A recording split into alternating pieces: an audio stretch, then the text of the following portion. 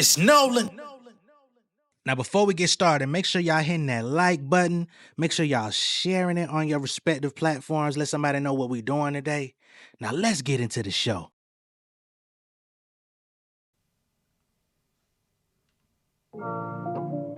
Diamond on the grind since my spit. Putting all my time in the right way. Money coming back and fly straight. Niggas don't know what my life take. That's why you looking at me all sideways. Bringing in cash, least 5 ways. Living every day like it's Friday. Hold up now. Far from a talent, I was brought up on the Bible. Mama gave me Brandis on the side like a rifle. Float through the water, need a royalty for title. Wrestle with the hater, lemonade, roddy pipe away. I was in the studio pulling all night. You was at the block party dancing like Mike. I was on the go for the green light, tiger now I'm ice and I'm a wrist. I ain't talking all Friday like whoa. Monopoly money cover the drawer. Running up the score, putting numbers on the board. Never let a dollar go, I've been on the whore. Banging on the boat, finna send it all short, yo. Why you count mine, I ain't eating off yours. Put it in the ceiling of the walls of the floor. Well, they ain't high, put my name on scores. I ain't gotta chase fame, get the cash straight for it, no count. Only can focus on C-notes, thought like I'm Vito. Pour up the vino, roll out the carpet, get more like casino. Tell me the price, I say no necesito. Got it on tape, posted up like it's Vivo. Trap out my house with my pen, but it's legal. I sweep my girl off her feet like torpedo. She order mojito, she'll push super keto. On the grind since 9th grade. Started on the grind since MySpace. Putting all my time in the right way. Money coming back when you fly straight. Niggas don't know what my life take. That's why you looking at me all sideways. Bringing in cash these 5 ways. Living like day like it's Friday. What's going on, beautiful people? It's the kid J Nolan here. Welcome back to another episode of Inside the Industry. Your number one source for music, entertainment, commentary, and breakdowns. Hope everybody's doing well out there on this Friday, as we played Friday as the intro. Now, I know I wasn't able to get to this within the last day or so because there was so much going on, you know, Joe Cat, Hakeem, and all that craziness, but we're going to go back into the docket of Drake versus UMG because there is a case management plan that has been submitted. There's also been a request for extension that's been submitted into the docket. So we're going to go through those, try to understand what exactly we have in front of us, because we've been trying to figure out, you know, what the timeline is going to be. Of course, we're still waiting on Drake and his team to submit his amended complaint by April 16th, only 5 days away. So it's right around the corner. After that point, I believe that UMG is going to have 21 days to come back and give their, their next opposition for the motion for it to be dismissed and all of that different type of stuff. So they have different timelines at hand, but it looks like the timeline is going to extend into 2026 with all of this, right? So let's go ahead and pull up what they have in the paperwork. All right. We already know what it is. RB Drake Graham versus UMG. This is the civil case management plan and scheduling order as submitted by Jeanette Vargas, which is United States District Judge who is presiding over this dispute. Okay. The civil case management plan and scheduling order is submitted by the parties in accordance with Federal Civil P26F3. That's the code that they're under. So here we have all parties do not consent because we have two boxes, one for consent, another for do not. So here it shows that they both, or one or the other, do not consent to conducting all further proceedings before a United States magistrate judge, including motions in trial 28 USC 636C. And of course, we know UMG does not want to move forth with a trial, right? They want to get this thing tossed as quickly as they possibly can, if possible. And of course, Drake and his team want this to be played out in front of a judge and jury, okay? The parties are free to withhold consent without any adverse substantive consequences if all parties consent, which they don't. The remaining paragraphs need not be completed at this time. Instead, within 3 days of submitting this case management plan and scheduling order, the party shall submit to the court a fully executed notice, consent, and reference of a civil action to a magistrate judge available at blah, blah. Okay, now part 2. The parties have conferred pursuant to Federal Code Civil P 26F, meaning that they have had a pretrial conference. They've tried to talk and figure some things out. However, they're both at odds still, right? Number 3, settlement discussions. You have and have not. They've checked the box for have not.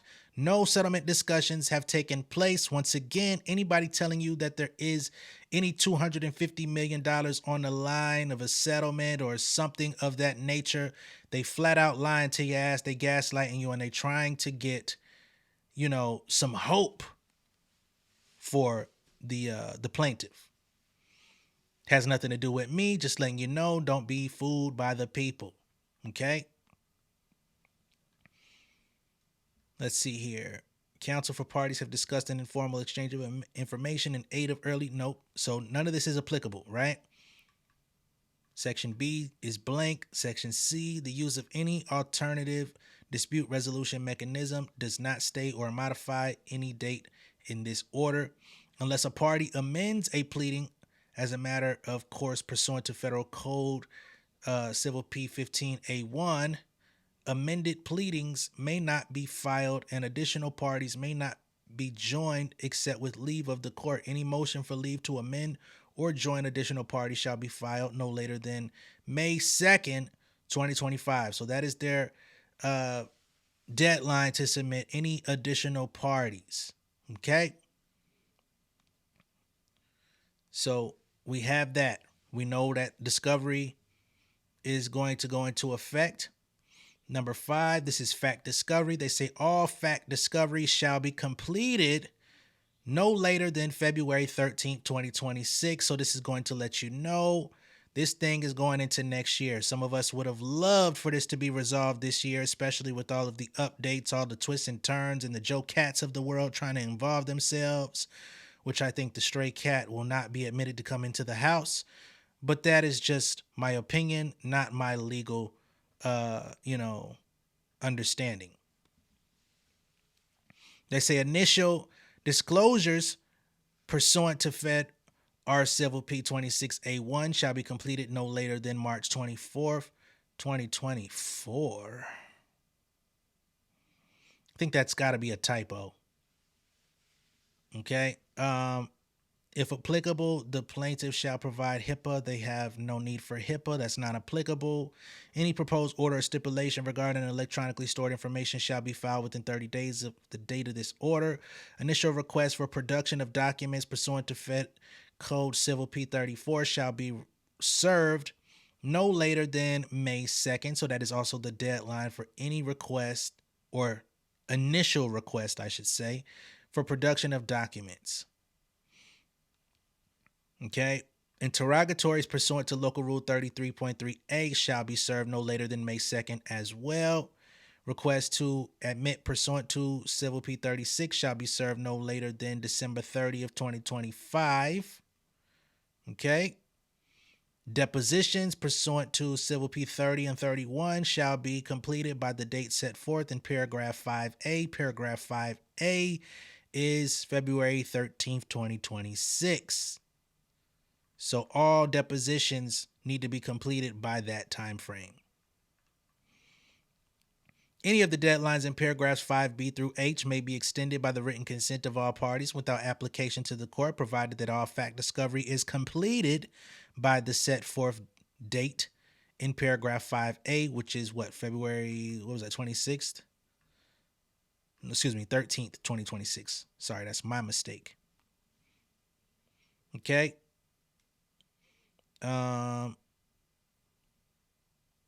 The parties should not anticipate extensions of the deadline for fact discovery. Relatedly, the parties should not make a unilateral decision to stay or halt discovery on the basis of settlement negotiations or otherwise in anticipation of an extension. If something unforeseen arises, a party may seek a limited extension of the foregoing deadlines by letter motion filed on ECF.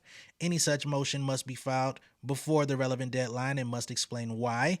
Despite the parties' due diligence, discovery could not be completed by the relevant deadline. Basically stating you're going to have to ask the judge if you need any extra extensions, but you should not anticipate anything, right? It's all requests, and those requests, of course, may be denied. Now, as far as expert discovery goes, so we have up here, what is this? Fact discovery. Yep, that was fact discovery. Now we have expert discovery. Now, we do not know who the expert will be. We have, or experts. Of course, we do have Joe Cat applying to be one, but we don't know if he's going to be allowed. But they say the parties do anticipate requiring expert discovery. If the response to 6A is yes, then complete the remainder of the section. All expert discovery shall be completed no later than May 29th, 2026. So this is now going well into the spring of next year. Any party proponent of a claim, including a cross-claim, counterclaim, a third-party claim that intends to offer expert testimony in respect to such claim must make the disclosures required by Federal Code 26A2 by no later than March 16th, 2026. Any party opponent that intends to offer expert testimony in opposition to such claim must make the disclosure required by 26A2 by no later than April 15th, 2026. The interim deadlines in paragraph 6C and D may extend or may be extended by the written consent of all parties without application to the court, provided that expert discovery is completed by the date set forth in paragraph 6B. Any proposed order or stipulation regarding electronically stored information shall be filed within 30 days of the date of this order. By February 27th, 2026, which is 2 weeks after the close of fact discovery, the party shall submit a post-fact discovery joint status letter as outlined in Section 8D of the court's individual rules and practices in civil cases. Okay? So by the 27th, they're going to have to come together and post a joint status letter to let us know where they stand. If applicable, by June 5th, 2026, 1 week after the close of expert discovery, the party shall submit a post-discovery joint status letter. Basically, same thing, but this time for the expert discovery. Unless otherwise ordered by the court, the joint pretrial order and additional submissions required by Rule 8FI of the court individual rules and practices in civil cases shall be due 30 days from the close of all discovery, or if a dispositive motion has been filed within 30 days of such of a decision on such motion. Okay, this case is to be tried by a jury.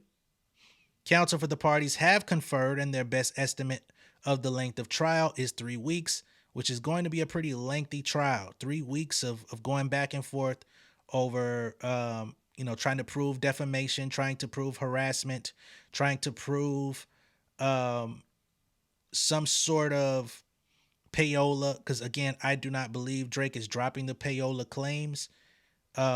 He may drop some of the bot claims, but he's not going to back down from payola. How that is going to look, I don't know. Whether that be radio, streaming, or cutting sweetheart deals to other companies for benefits. How they word that in his amended complaint, I don't know, but we will find out in just a few days. Okay? So that's Judge Jeanette Vargas with her plan of action moving forth. Now here we have paperwork submitted by Sidley Austin LLP, which is defense for UMG. They've written a letter motion for extension on the motion to dismiss briefing schedule. So here they say, Dear Judge Vargas, we write on behalf of both parties in the above captioned matter regarding the briefing schedule for defendant's motion to dismiss plaintiff's amended complaint. Per the court's March 19th, 2025 order, plaintiff's amended complaint is due on April 16th. CECF number 28. Defendant's motion to dismiss is due 21 days after the filing of the amended complaint, May 7th. Plaintiff's opposition is due 14 days thereafter on the 21st, and defendant's reply is due 7 days after the opposition on the 28th. They've had some sort of meeting or conversation. They say the parties have conferred and respectfully request an extension of the briefing schedule to grant an additional week for plaintiff's opposition and an additional week for defendant's reply brief, such that plaintiff's opposition would be due 21 days after the defendant's motion to dismiss on May 28th, and the defendant's reply will be due 14 days after the opposition on June 11th. So they're trying to stretch out the deadline of activity after Drake's amended complaint is submitted to have an additional week. Okay? So all of their talk around this amended complaint and any opposition and all that stuff, they will have to get that all in by June 11th if the judge so allows. The extension is sought to afford the parties more time to prepare and consult with their clients on the filings, and because the current briefing schedule sets defendants 1 week reply deadline, over Memorial Day weekend, a scheduling issue that the undersigned inadvertently overlooked when discussing the briefing schedule at the recent conference with the court. So they're saying due to Memorial Day, they want more time, right? This is the first extension request concerning the briefing schedule for the motion to dismiss the amended complaint.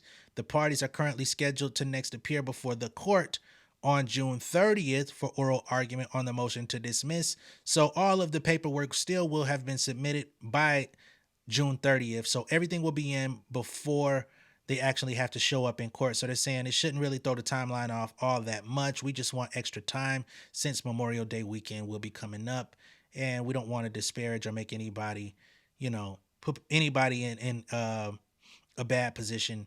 Of course, people are going to be with family, all that type of stuff, holiday. Okay? They say, we thank the court for its time and attention to this matter. And of course, once again, that is the Universal UMG lawyer asking for the extension on behalf of both Drake and UMG. Okay? Now, at this time, the judge has not submitted their word on whether or not this 7-day extension is going to be accepted, right?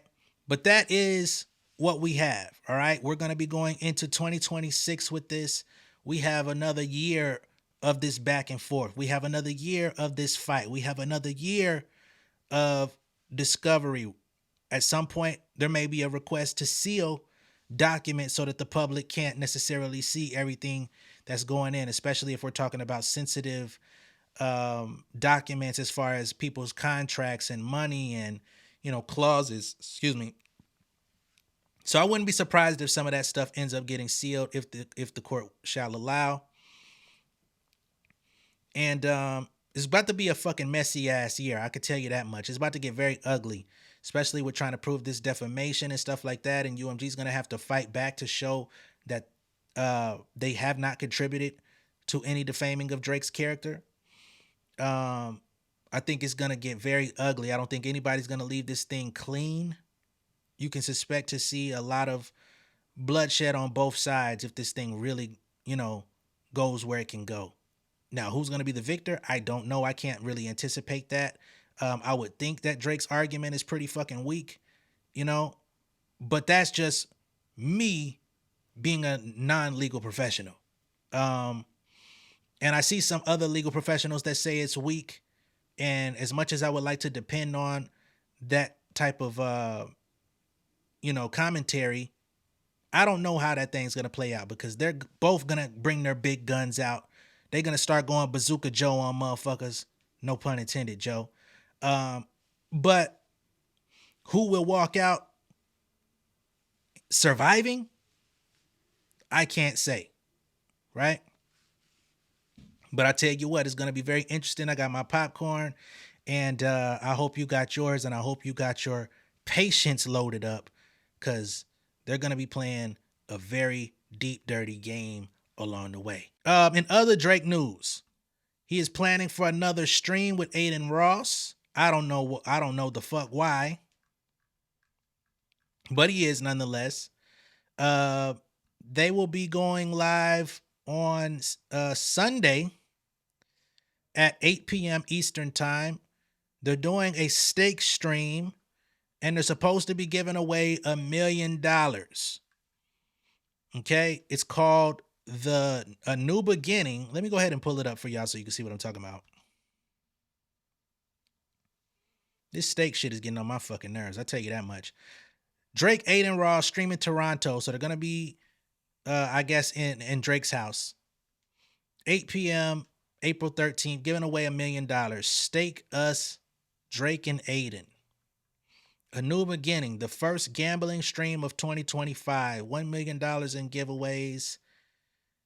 Live at kick.com/Drake. So this is actually going to be on Drake's channel instead of going elsewhere. Something's going on, him and Adin. Very interestingly enough, Drake posted some embarrassing photos of the DJ that don't spin on his plot twist page. I don't know if things are a little bit rocky over there between himself and the DJ that don't spin. You know, he was recently sitting down with Vlad, and Vlad was basically anticipating that some nasty things could come out about Drake in LA if people chose to move forward with what they know. And perhaps Drake and his team ain't too happy about that, so they distancing themselves from the DJ that don't spin, and they would rather go sit down with the streamer with no culture. Okay? So either way it goes, he's always in contact with shoddy individuals, but why would anyone expect any different? Okay? Now, speaking of Stake, they seem to be going through a little bit of something too. I just found out about this article that came out, and they're in some pretty deep lawsuits themselves. So here I'm on this website called next.io, and they say Stake US hit with new lawsuit in Illinois over alleged illegal gambling. This was published just a few days ago on the 8th. Stake is facing its second class action lawsuit in the United States, this time in the U.S. District Court for Northern District of Illinois. The complaint filed by Illinois resident Braden Urden on behalf of himself and similarly situated individuals accuses Stake of operating an unlicensed and illegal online casino while allegedly misleading users into believing the platform offers only casual, risk-free gameplay. Okay? Now, that sounds interesting to me. People must be unknowingly or losing money that they think is just play money or something. But I don't know. Let me continue to read. This follows a similar class action filed against the company in California last month and comes on the heels of a major legal victory for Edelson PC, the law firm now representing Urden. Just last month, Edelson secured a $25 million class action win in Washington against Hi-Fi Games over its social casino business model. The Illinois complaint alleges that Stake US is a virtual clone of Stake.com, rebranded to mislead regulators and consumers into believing it offers harmless gameplay instead of unlawful gambling. Stake.com is a crypto-based gambling platform which is not yet legally available in the US, but it's a complete, but this Stake.us is a replica. Okay? Interesting. Similar to the California class action, at the heart of the complaint is Stake's dual currency system. Users purchase gold coins for casual gameplay and receive Stake cash as a bonus. Unlike gold coins, Stake cash can be wagered on casino games and cashed out for real money at fixed 1-to-1 ratio to the US dollar, exposing Stake cash as a clear vehicle for real money gambling. Right? So a 1-to-1 ratio means each token or gold coin that you get is supposed to be valued at $1. Or I would think.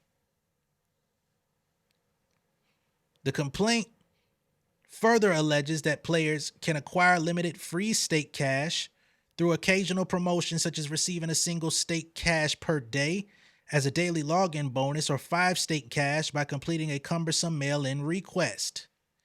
But these methods are deliberately obscure, impractical, and insufficient for regular gameplay, the complaint alleges. Ultimately, once a promotional Stake cash is exhausted, the only viable way to continue gambling is to purchase additional Stake cash, which I would think once you purchase it, you're now putting yourself at risk of actual gambling where it's not yet legal on the platform.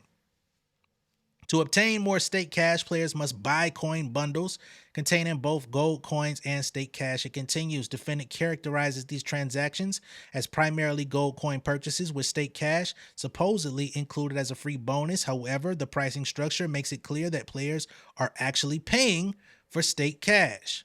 Although the company advertises that no purchase is necessary to obtain stake cash, the complaint claims such statements are highly misleading, which sounds like fraud.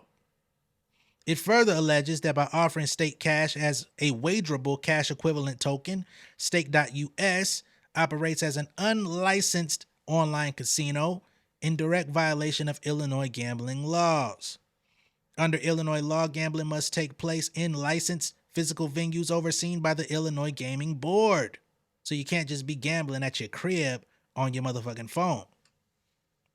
The complaint also notes that Stake fails to provide any of the basic consumer protections required of licensed gambling operators, such as mechanisms for responsible gambling or addiction support resources. As it pertains to marketing tactics, the complaint further accuses Stake of aggressive marketing tactics aimed at vulnerable users, particularly younger consumers. By showcasing popular influencers achieving substantial wins, Stake strategically employs social proof and aspirational marketing to give the misleading impression that large payouts are common. Like, hey, come over here, man. We giving this money out. Like Drake on his stream. The complaint reads, enticing users to shift from casual play into real money gambling with Stake cash. Plaintiff Braden Erden says he began playing on Stake US in August of 2022. He's been on that bid for 2.5 years and has since lost more than $15,000. Now, why the fuck you kept going back, Braden? You acting like Braden off goddamn Power. Anyway, with $10,000 of the losses sustained in the last 6 months alone, you done lost 10 racks in 6 months, boy. Put it down. He claims that after notifying the company of the issue on March 31st, Stake responded on April 3rd by cutting him off. He would have lost more money if they wouldn't have shut his ass down. Seeking relief. The complaint demands restitution for financial losses, statutory damages, and injunctive relief to halt Stake's alleged unlawful operations in Illinois. Gaming attorney Daniel Wallach, a vocal critic of sweepstakes casinos, told Next.io there's a good reason why Illinois is referred to as the gambling class action lawsuit capital of the United States. Oh, baby, they just been waiting on y'all asses. They say it has a very favorable loss recovery statute that allows for the recovery of treble damages conditioned only on the loser not filing within 6 months. And they got a whole barrage of these motherfuckers. Remember, this is a class action suit, so this is going to be big money at stake. Pun intended there. Since very few people who've suffered gambling losses ever sue the gambling operator, much less within 6 months, this quickly opens the door to a representative class action lawsuit, for treble damages. This last case adds to a growing wave of legal scrutiny targeting social casinos that use virtual currency in a way that courts are increasingly willing to interpret as gambling. In the High Five Games case, a Washington jury ruled that even non-cashable virtual chips can qualify as something of value under state law, a precedent that could have broad implications for the sector. So even if you can't cash out the money, but you're just using it as, some sort of currency in a platform that you get rewards for, they saying, nope, that qualifies as well. Noting that the Illinois case was brought by the same law firm, this is the firm's first foray into sweepstakes casino litigation, and they chose this one as their first case, which should tell you something. They've wisely identified several vulnerabilities in Stake's business model, most notably the nearly one-to-one correlation between real money spent and Stake cash received, which suggests that the primary purpose of the transaction is to acquire Stake cash, not gold coins. Stake.us has not yet publicly responded to the Illinois complaint. Next.io has reached out to the company for comment, which would probably start an argument. Oh, boy. And this nigga so wrapped up in that motherfucking contract, he can't even jump off the ship before it burn. Ain't that about a bitch? Let me know what y'all think of all this down below in the comments. Be sure to like and share this video. If this is your first time seeing me on YouTube, go ahead and subscribe to the channel, become an insider. I will catch y'all on the next one. Y'all be safe out there. And I just want to go ahead and put the disclaimer out there, man. If you're into gambling, please, please, please don't put up any money that you would possibly miss. Okay? If you ain't rolling in the dough, keep it rolling in your bank. Okay? That's all I can say. I don't mean to be holier than thou. I don't participate in such activity, but if you're going to, at least do so responsibly. Don't put yourself, your family, or your finances at risk, okay? I'll catch y'all later. King of my city and cul-de-sac. Coming out swinging like soldier rag. Leading my people like quarterback. Boy, I study this shit, I'm an almanac. Had to get up and grind. Knowledge is booming, I'm here to apply. Came with the chip and the dip, it just single the mind. We finna do more than survive. I need my check. Spinning the block for the Gouda. We hitting the jeweler to flood out the net. We don't do beef on computers, I'm straight out the sewer. We come when you rest. Niggas be looking perplexed, so keeping my foot on their neck. No map, I trust my gut for the quest. With drama, I'm fully abreast. I was ready for years and they doubted me. All of a sudden they tell me they proud of me. I been dropping these haters like calories. Cross them out, I came back with some boundaries. Stand for my honor, but too raw, no corner. Packing the stick with a drummer. Wanna catch my bad, won't fumble. I done came too far to be